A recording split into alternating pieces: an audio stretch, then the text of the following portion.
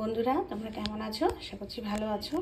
দেখো, আমি এখানে কিছুটা লাউ নিয়ে নিয়েছি। এই লাউটা আমার বাড়ির গাছের, তো খুব কচি ছিল লাউটা। দেখো, এই লাউটা আমি একদম কুচি কুচি করে কেটে নিয়েছি, খুব সুন্দর সরু সরু করে কেটে নিয়েছি। আজকে লাউ দিয়ে তোমাদের একটা রেসিপি দেখাবো। রেসিপিটা হচ্ছে লাউ চিংড়ি। তো লাউ চিংড়ি তোমরা অনেকেই বাড়িতে রান্না করো, খাও।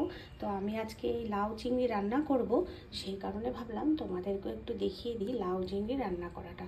তো লাউ চিংড়ি যখনই রান্না করবে, এরকম সরু সরু করে কাটবে এবং কেটে লাউয়ের খোসাটা যখন ছাড়াবে, তখন কিন্তু লাউটাকে খুব ভালোভাবে ধুয়ে নেবে।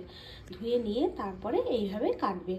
এইভাবে কাটার পর আর ধোবে না, কারণ তাতে প্রচুর জল বেরোয়। যখন লাউটা সেদ্ধ হয় তখন কিন্তু প্রচুর জল বেরোয় এবং জল শুকোতে অনেক সময় লাগে। সেই কারণে লাউয়ের স্বাদটা কিন্তু চলে যায়, একটু টক ভাব চলে আসে। সে কারণে গোটা ভালো করে ধুয়ে নেবে। ধুয়ে নেওয়ার পরে তারপরে এইভাবে কাটবে। আমি এইভাবেই করি, যখন খোসা ছাড়িয়ে নিই, খোসা ছাড়িয়ে নেওয়ার পর ধুয়ে তারপর কাটি। তো চলো আজকে রান্নাটা শুরু করে দিই। আমি এখানে একটা কড়াই বসিয়ে দিয়েছি। কড়াইটা গরম হয়ে গেছে। এবার আমি কড়াইয়ের মধ্যে কিছুটা রিফাইন অয়েল দিয়ে দেবো।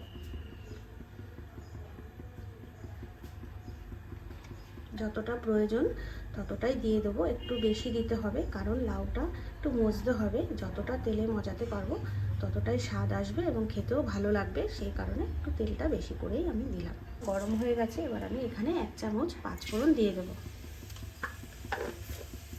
ফোড়নটা ভাজা ভাজা হয়ে গেছে। এবার আমি এখানে দিয়ে দেবো 2টো শুকনো লঙ্কা আর দিয়ে দেবো 2টো তেজপাতা। শুকনো লঙ্কাগুলো হালকা হালকা লাল লাল হতে হবে, ভালো করে ভেজে নিতে হবে, নাহলে শুকনো লঙ্কাটা গলে ঝাল মিশিয়ে যাবে। লঙ্কাটা ভাজা হয়ে গেছে। এবার আমি দিয়ে দেবো এখানে কিছুটা কুচনো পেঁয়াজ। তোমরা এইভাবে বাড়িতে রান্না করে দেখেছো কখনো? করে দেখো, খেতে খুব ভালো লাগে। চিংড়ি মাছ দিয়ে হোক অথবা মাছের মাথা দিয়ে হোক, কখনো এইভাবে রান্না করলে তোমরা লাউটাকে এইভাবে রান্না করবে, দেখবে মাছের মাথা, চিংড়ি মাছ যেটা দিয়েই করবে সেটা দিয়েই ভালো লাগবে খেতে। পেঁয়াজগুলো আমি এখানে ভালো করে ভেজে নেব।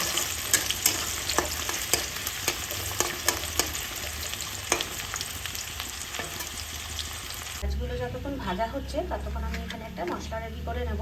এখানে আমি কিছুটা কুচনো আদা দিয়ে দিয়েছি এবং কিছুটা কাঁচা লঙ্কা আমি দিয়ে দিয়েছি। তো লঙ্কার ঝালটা তোমরা তোমাদের স্বাদ অনুযায়ী দেবে।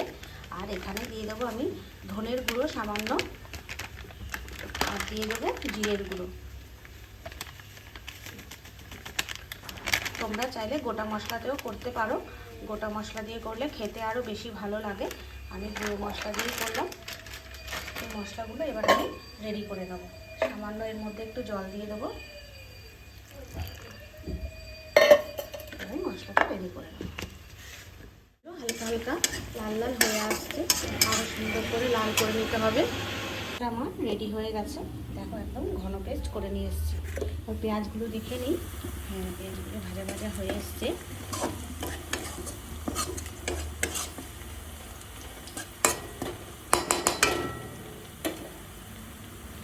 আমি এর মধ্যে মশলাগুলো দিয়ে দেবো। রেডি করা মশলাগুলো আমি দিয়ে দেবো।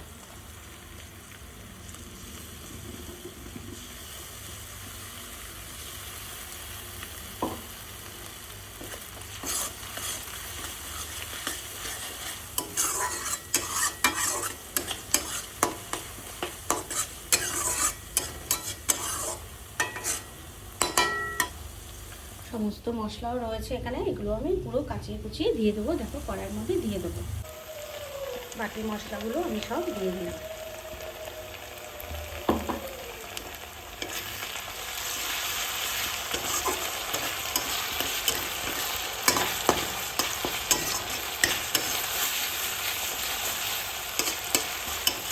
পেঁয়াজগুলো কিন্তু খুব ভালোভাবে গলে গেছে। যতক্ষণ না গলবে পেঁয়াজ ততক্ষণ কিন্তু ভেজে যেতে হবে।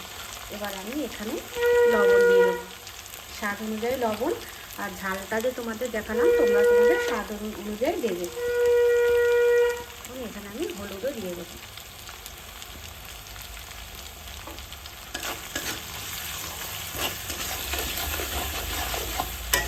ভালোভাবে মশলাটা কষিয়ে নেব।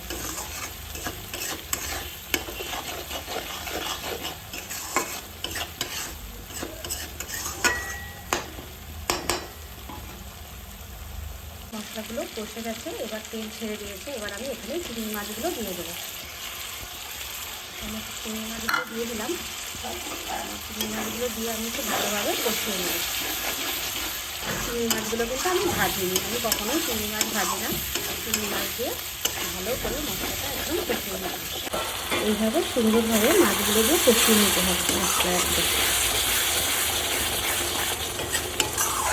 চিংড়ি মাছ থেকে এমনি জল বের হয়, যদি মনে হয় যে শুকনো হয়ে যাচ্ছে তো তোমরা এখানে একটু জল অ্যাড করতে পারো। এবার আমি এই মশলাগুলোর মধ্যে আমার কেটে রেখেছিলাম যে লাউ, সেগুলো দিয়ে দেবো।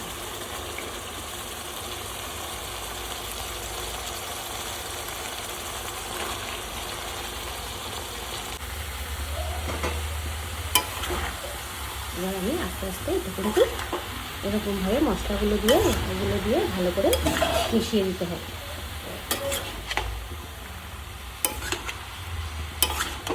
এভাবে সমস্ত মশলাগুলোর সাথে লাউটাকে মিশিয়ে দিয়ে বেশ কিছুক্ষণ রেখে দিতে হবে, যাতে লাউটা একদম নরম হয়ে যায়।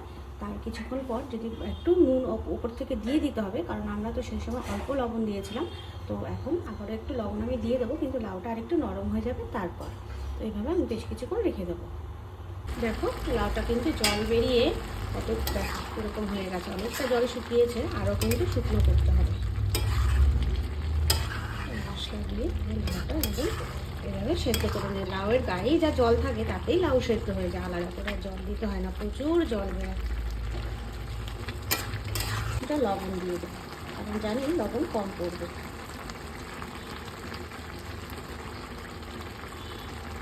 লবণটা দিয়ে দিলে খুব ভালোভাবে তাড়াতাড়ি সেদ্ধটা হয়ে যাবে।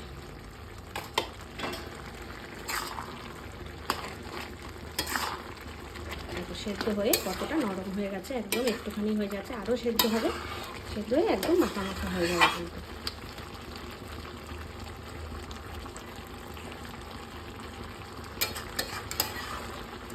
দেখো জল শুকিয়ে অনেকটা হয়ে এসছে, অল্প জল রয়েছে, এই জলটাও আমি শুকিয়ে ফেলবো, আরও একটু জলটা টানাতে হবে।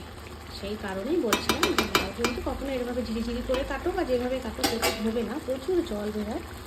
তো এই সময় এসে আমি এখানে 2 চামচের মতন চিনি অ্যাড করে দিলাম।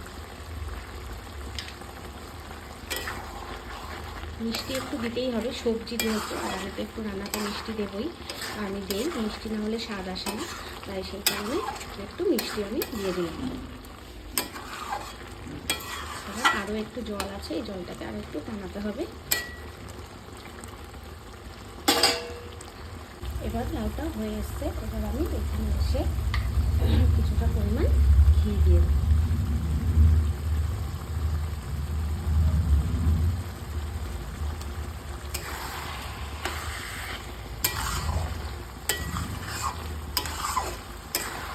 এবার আমি গরম মশলা দিয়ে দেবো,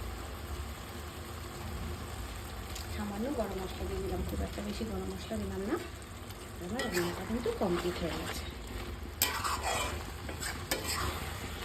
এবার আমি তোমাদের এটা নামিয়ে দেখাচ্ছি যে কত সুন্দর হয়েছে। এইভাবে তোমরা বাড়িতে অবশ্যই করে কিন্তু একবার লাউ চিংড়ি করে দেখবে, দেখবে সত্যি খুব সুন্দর লাগে খেতে এবং খুব ভালো লাগে খেতে। তো তোমরা অবশ্যই করে ভিডিওটা দেখার পর বাড়িতে অবশ্যই ট্রাই করবে। দেখো কত জল ছিল, জল শুকিয়ে গেছে, এইভাবে শুকনো শুকনো করে নেবে। আমি এবার রান্নাটা অফ করে দিচ্ছি, করে দিয়ে আমি নামিয়ে তোমাদের দেখাচ্ছি। দেখো রান্নাটা আমি নামিয়ে নিয়েছি, কত সুন্দর লাগছে দেখতে। এইভাবে তোমরা বাড়িতে অবশ্যই কিন্তু একবার হলেও ট্রাই করবে। আর একটু তেল বেশি করে দেবে, তেলটা একটু বেশি করে লাগে, কারণ লাউটা তো নরম হবে তেলেই, তো খেতে আরও ভালো লাগে। বেশি তেল বেশি দিলে, সব রান্নায় তেল বেশি দেওয়ার প্রয়োজন হয় না, আমি অল্প তেলেই রান্না করি, কিন্তু এই সমস্ত সবজি রান্না করতে গেলে একটু তেলটা প্রয়োজন হয়। তো তোমরা অবশ্যই করে কিন্তু এইভাবে বাড়িতে একবার হলেও ট্রাই করবে। আর আমার ভিডিওটা তোমাদের কাছে কীরকম মনে হলো, দেখে কীরকম লাগলো, তোমরা অবশ্যই কমেন্ট করে জানাবে। যারা নতুন বন্ধুরা আছো আমার চ্যানেলে, তারা আমার চ্যানেলটিকে অবশ্যই সাবস্ক্রাইব করবে এবং লাইক কমেন্ট শেয়ার অবশ্যই করবে। তোমাদের ভিডিওটা যদি ভালো লাগে অবশ্যই করে কিন্তু কমেন্ট করে জানাবে। তো সবাই ভালো থাকবে, সুস্থ থাকবে। আমার ভিডিওটা এখানেই শেষ হচ্ছে।